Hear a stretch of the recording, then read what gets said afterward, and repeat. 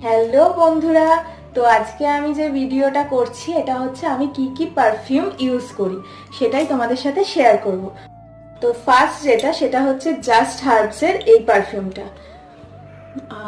দারুণ, তোমরা যদি এটা নাও খুব ভালো। দেখে নাও এটা কি পারফিউম, খুব ভালো, মানে জাস্ট অসাম। এটা হচ্ছে ছেলেদের পারফিউম, তাও আমি ইউজ করি, ঠিক আছে।